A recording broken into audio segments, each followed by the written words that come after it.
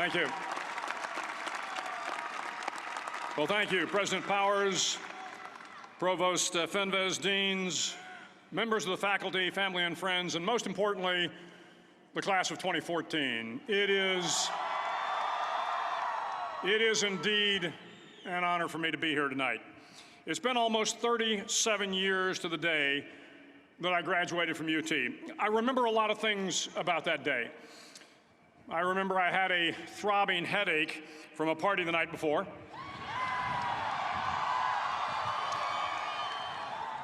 I remember I had a serious girlfriend, who I later married. That's important to remember, by the way. And I remember I was getting commissioned in the Navy that day. But of all the things I remember, I don't have a clue who the commencement speaker was, and I certainly don't remember anything they said. So acknowledging that fact, if I can't make this commencement speech memorable, I will at least try to make it short. So the university's slogan is, "What starts here changes the world." Well, I've got to admit, I kind of like it. What starts here changes the world. Tonight, there are almost 8,000 students, or there are more than 8,000 students graduated from UT. So that great paragon of analytical rigor, Ask.com, says that the average American will meet 10,000 people in their lifetime. 10,000 people, that's a lot of folks. But if every one of you changed the lives of just 10 people, and each one of those people changed the lives of another 10 people, and another 10, then in 5 generations, 125 years, the class of 2014 will have changed the lives of 800 million people. 800 million people. Think about it. Over twice the population of the United States. Go one more generation, and you can change the entire population of the world, 8 billion people. If you think it's hard to change the lives of 10 people, change their lives forever, you're wrong. I saw it happen every day in Iraq and Afghanistan. A young Army officer makes a decision to go left instead of right down a road in Baghdad, and the 10 soldiers with him are saved from a close-in ambush.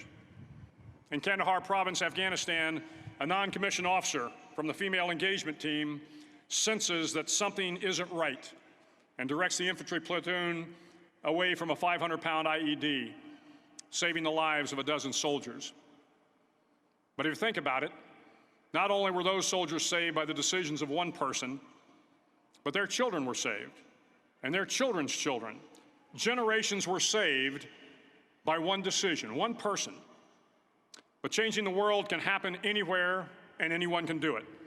So what starts here can indeed change the world. But the question is, what will the world look like after you change it? Well, I'm confident that it will look much, much better. But if you'll humor this old sailor for just a moment, I have a few suggestions that may help you on your way to a better world. And while these lessons were learned during my time in the military, I can assure you that it matters not whether you ever served a day in uniform. It matters not your gender, your ethnic or religious background, your orientation, or your social status. Our struggles in this world are similar, and the lessons to overcome those struggles and to move forward, changing ourselves and changing the world around us, will apply equally to all. I've been a Navy SEAL for 36 years, but it all began when I left UT for basic SEAL training in Coronado, California. Basic SEAL training is 6 months of long, torturous runs in the soft sand, midnight swims in the cold water off San Diego, obstacle courses, unending calisthenics, days without sleep, and always being cold, wet, and miserable. It is 6 months of being constantly harassed by professionally trained warriors who seek to find the weak of mind and body and eliminate them from ever becoming a Navy SEAL. But the training also seeks to find those students who can lead in an environment of constant stress, chaos, failure, and hardships. To me, basic SEAL training was a lifetime of challenges crammed into 6 months. So here are the 10 lessons I learned from basic SEAL training that hopefully will be of value to you as you move forward in life. Every morning in SEAL training, my instructors, who at the time were all Vietnam veterans, would show up in my barracks room, and the first thing they'd do was inspect my bed. If you did it right, the corners would be square, the covers would be pulled tight, the pillow centered just under the headboard, and the extra blanket folded neatly at the foot of the rack.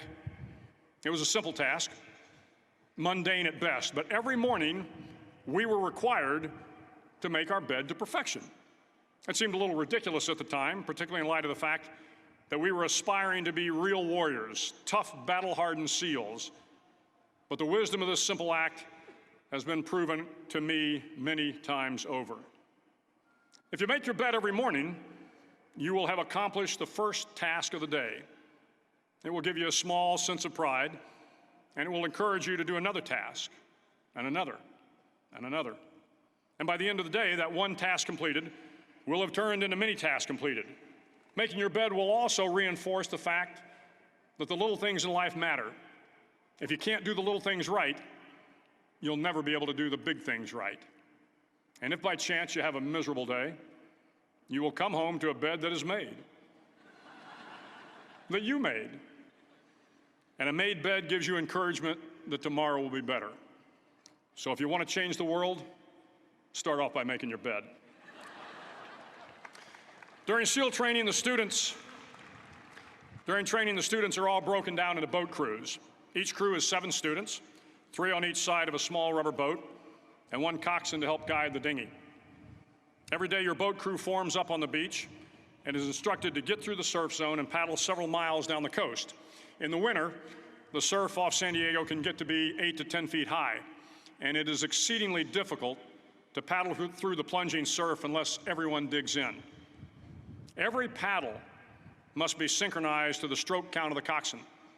Everyone must exert equal effort, or the boat will turn against the wave and be unceremoniously dumped back on the beach. For the boat to make it to its destination, everyone must paddle. You can't change the world alone. You will need some help. And to truly get from your starting point to your destination takes friends, colleagues, the goodwill of strangers, and a strong coxswain to guide you. If you want to change the world, find someone to help you paddle. Over a few weeks of difficult training, my SEAL class, which started with 150 men, was down to just 42. There were now 6 boat crews of 7 men each.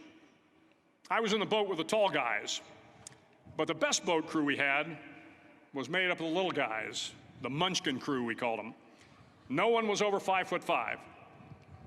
The Munchkin boat crew had 1 American Indian, 1 African American, 1 Polish American, 1 Greek American, 1 Italian American, and 2 tough kids from the Midwest. They out-paddled, outran, and outswam all the other boat crews. The big men in the other boat crews would always make good-natured fun of the tiny little flippers the Munchkins put on their tiny little feet prior to every swim. But somehow these little guys from every corner of the nation and the world always had the last laugh, swimming faster than everyone and reaching the shore long before the rest of us. SEAL training was a great equalizer. Nothing mattered but your will to succeed, not your color, not your ethnic background, not your education, not your social status. If you want to change the world, measure a person by the size of their heart, not by the size of their flippers. Several times a week, the instructors would line up the class and do a uniform inspection. It was exceptionally thorough. Your hat had to be perfectly starched, your uniform immaculately pressed, your belt buckle shiny and void of any smudges. But it seemed that no matter how much effort you put into starching your hat or pressing your uniform or polishing your belt buckle, it just wasn't good enough. The instructors would find something wrong. For failing the uniform inspection, the student had to run, fully clothed, into the surf zone, then wet from head to toe, roll around on the beach until every part of your body was covered with sand.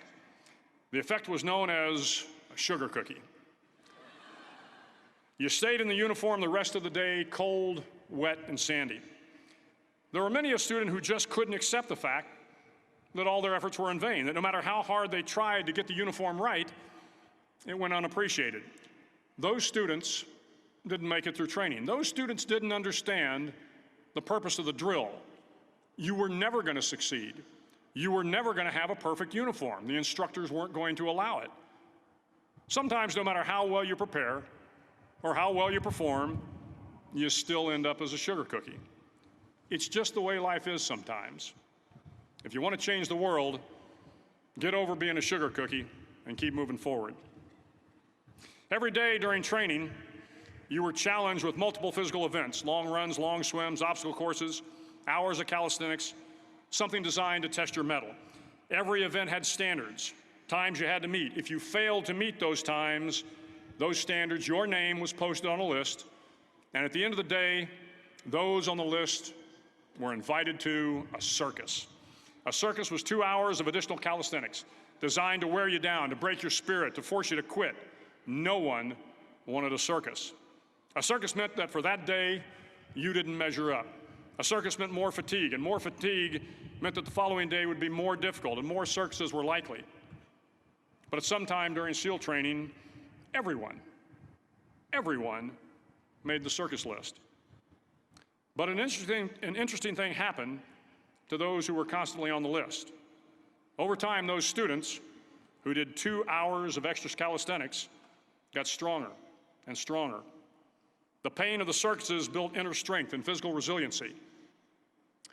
Life is filled with circuses. You will fail. You will likely fail often. It will be painful. It will be discouraging. At times, it will test you to your very core. But if you want to change the world, don't be afraid of the circuses. At least twice a week, the trainees were required to run the obstacle course. The obstacle course contained 25 obstacles, including a 10-foot wall, a 30-foot cargo net, a barbed wire crawl, to name a few. But the most challenging obstacle was the slide for life. It had a 3-level, 30-foot tower at one end and a 1-level tower at the other. In between was a 200-foot-long rope. You had to climb the 3-tiered tower, and once at the top, you grabbed the rope, swung underneath the rope, and pulled yourself hand over hand until you got to the other end. The record for the obstacle course had stood for years when my class began in 1977. The record seemed unbeatable until one day a student decided to go down the slide for life head first. Instead of swinging his body underneath the rope and inching his way down, he bravely mounted the top of the rope and thrust himself forward.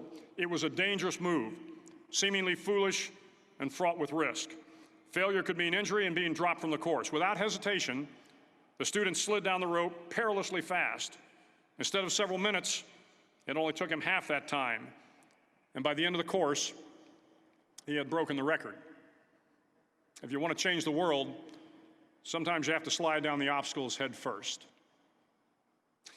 During the land warfare phase of training, the students are flown out to San Clemente Island, which lies off the coast of San Diego. The waters off San Clemente are a breeding ground for the great white sharks. To pass SEAL training, there are a series of long swims that must be completed. One is the night swim. Before the swim, the instructors joyfully brief the students on all the species of sharks that inhabit the waters off San Clemente. They assure you, however, that no student has ever been eaten by a shark, at least not that they can remember. But you are also taught that if a shark begins to circle your position, stand your ground. Do not swim away. Do not act afraid. And if the shark, hungry for a midnight snack, darts towards you, then summons up all your strength and punch him in the snout, and he will turn and swim away. There are a lot of sharks in the world. If you hope to complete the swim, you will have to deal with them. So if you want to change the world, don't back down from the sharks. As Navy SEALs, one of our jobs is to conduct underwater attacks against enemy shipping. We practice this technique extensively during training. The ship attack mission is where a pair of SEAL divers is dropped off outside an enemy harbor and then swims well over 2 miles underwater, using nothing but a depth gauge and a compass to get to the target.